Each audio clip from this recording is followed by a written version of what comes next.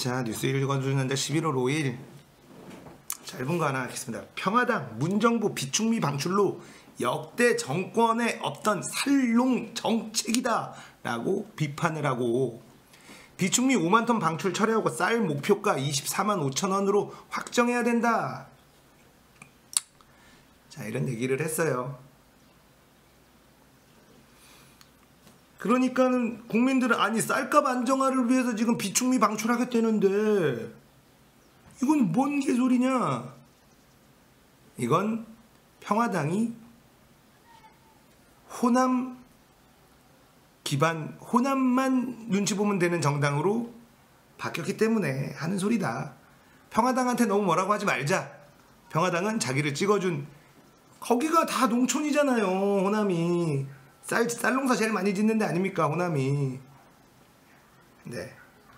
그러니까 이거 가지고 저 손가락질할 수는 없다. 저는 농민들이 많잖아요.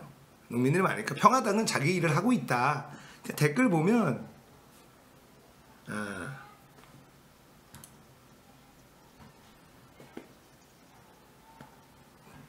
다 농촌은 아니지. 호남이 다 농촌은 아니지. 농민들이 많죠. 근데 쌀농사 하는 사람들이 많죠.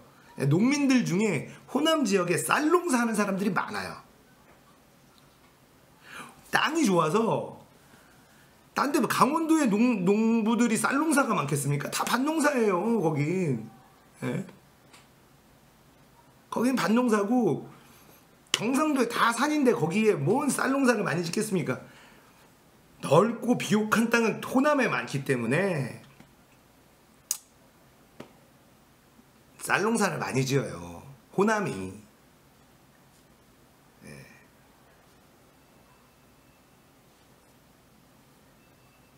그래서 이제 뭐 댓글에서는 비축미를 왜 쌀값 오르는데 왜 그러냐. 근데 이제 평화당 입장에서는 농민들이 본인들의 표밭이라고 보고 있는 거죠. 예.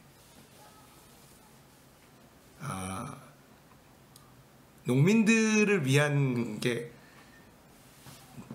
자기네들이 표밭이라고 생각을 하니까 이런 걸 하는 거고, 이날 기자회견을 했어요.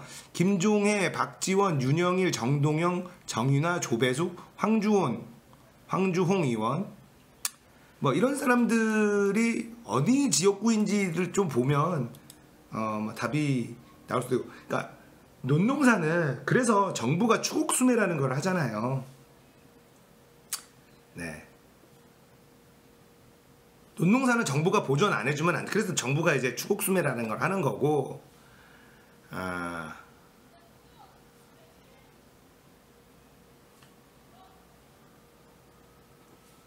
그러니까는 뭐 사실 어렵죠. 쉬운 문제는 아니에요. 그러니까 정부가 손대야 되는 부분들이 너무너무 많죠. 유통 때문에 농산물 가격이 뭐 이런데, 근데 유통 단계를 또 없애면 유통 단계에서 오는 일자리들 이게 또 있어요. 10배씩이나 해먹는다고요? 와. 그러니까 유통업 일자리도 많이 있으니까 이거를 조지면 그 일자리도 또 날아가니까 거기 사람들이 또 난리를 치죠.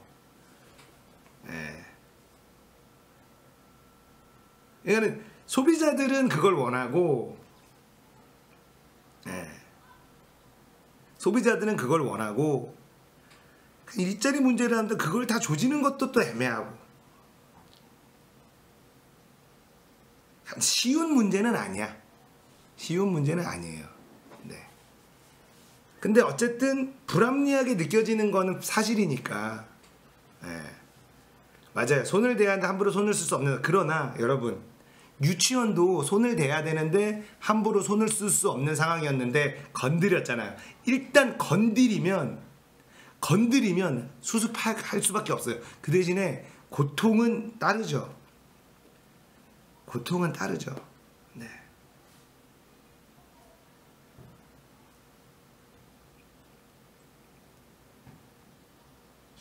고통은 따를 수밖에 없어요. 그리고 우리나라의 농수산물 유통구조 같은 경우도 만약에 불합리한 부분을 누군가가 그러니까 결국은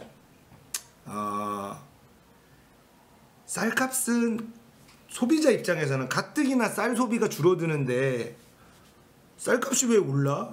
쌀 소비가 줄어든다며 쌀이 남아돈다며 왜 올라? 이거에 대해선 애매한 거고요.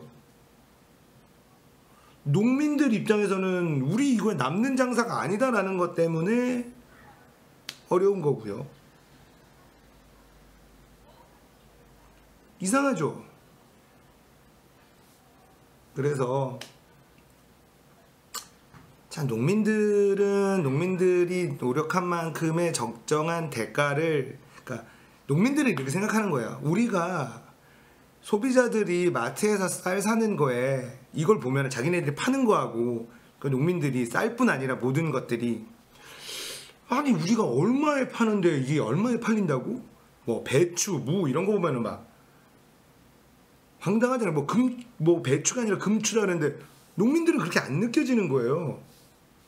예, 그래서 이제 그런 부분들을 어떻게 획기적으로 좀 바꿀 거냐라는 거에 대해 좀 이상하거든요. 농민들도 이상하고 농민들은 저렇게밖에 안 받는데 왜 우리한테 식탁에 올라오는 가격은 이 가격일까? 이런 거 보면은 이해가 안 되는 부분들 너무 많죠.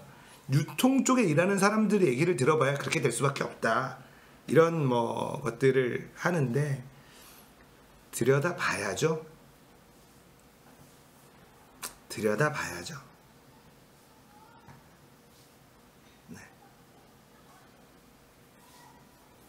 그러니까 여러분들이 다 알고 있는 것들이 그런 것들이 우리가 얘기하는 적폐라는 거예요. 자,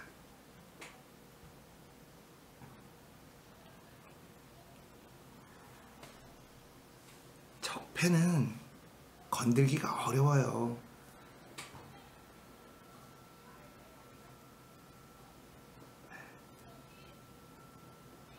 건들기가 어렵습니다.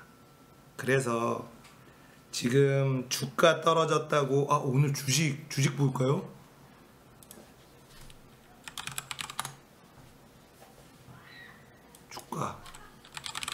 주식 떨어졌다고 0.91% 하락했네요. 자, 뭐 그런 것도 그렇고 주식 떨어지면 주식 떨어진다고 정부 탓하고 뭐하고 하는데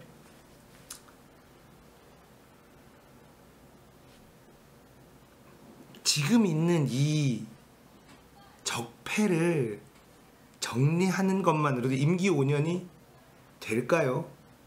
임기 5년 안에 다 정리할 수 있을까요? 안 되죠. 안 돼요. 어림도 없다라는 거 알죠. 그러니까 이런 아주 지엽적이고 디테일한 부분까지 못한다고 어떻게 다 챙길 수가 없습니다. 일단 제일 큰 거, 정부에서 하는 이 거대 권력을 가진 적폐들, 검찰, 법원, 네, 검찰, 법원부터 일단은 정리를 하고, 지금 유치원 하나 건드렸죠. 유치원은 정부의 의지와 상관없이 국회의원, 박용진 국회의원이 한 명이 한번 던짐으로써 이거는 건드려지게 될 거고요. 자, 국회의원들의 어떤 능력이 이제 발휘가 돼야 돼요. 농협을 건드릴 거냐, 누가 건드릴 거냐, 농수산물의 유통 과정에 대한 카르텔을 어떻게 할 거냐, 그리고 공기업들에 대한 어떤 채용 비리 이런 것들은 어떻게 될 거냐, 이런 것들 다 따지면 여러분들 보세요. 여러분들이 알고 있는 여기가 사실은 꿀이야, 사람들이 잘 모르는 그런 데들이 다 적폐예요. 그런 데들이 다 적폐입니다. 투명한 사회로 가야 건강하고 오래 지속 성장에 가능한 사회가 될 거예요. 북유럽의 선진국들 보면 인구도 콩알만 하고요, 사람도 없고 뭐 없어요. 근데 우리나라보다 잘 살아. 거기는 기본이 뭐냐면 투명화된 사회예요. 투명화되어 있는 사회죠.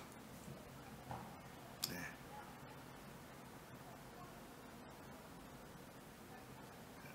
투명화된 사회고, 투명화된 사회를 가기 위해서는 꿀 빨고 있는 사람들의 저항을 뚫고 그 꿀을 퍼뜨려야 되는 거죠. 네. 그래서 투명화된 사회로 가는 길들이 결국은 우리가 원하는 사회예요. 그러니까 촛불 시민들이 원하는 건 반칙 없는 사회. 반칙 없는 사회라는 건 투명화된 사회. 내가 손해를 보더라도 왜 손해봤는지 수긍을 할 수 있는 사회를 원하는 거죠. 네. 그래서 그런 사회로 가고 있고요. 저는 우리나라 국민들의 어떤 저력을 믿는 사람이에요. 네. 우리나라 국민들의 저력을 믿는 사람들이고요. 믿는 사람이고 충분히 할 수 있다고 봅니다. 네. 현기차 생산직은 그거는 사기업이니까 우리가 건드릴 영역은 아니에요. 현기차 생산직을 정부가 뭔 수로 건드립니까? 네.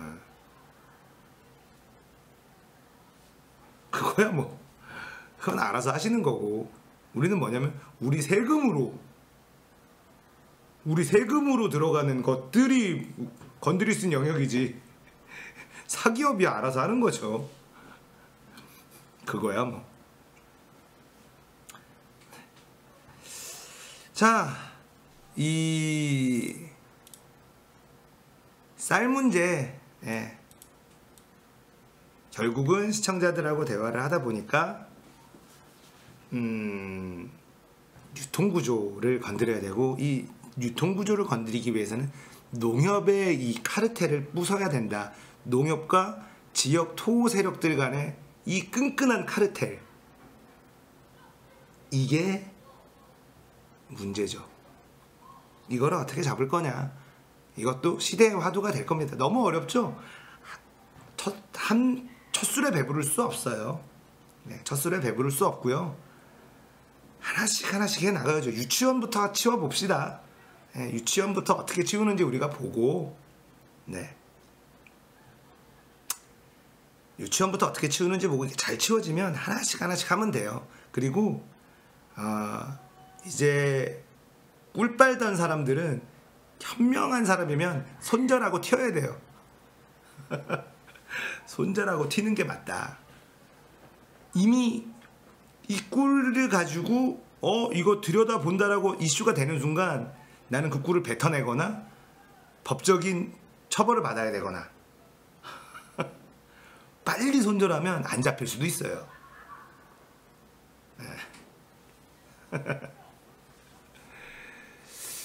자, 뉴스 읽어주는 남자였고요.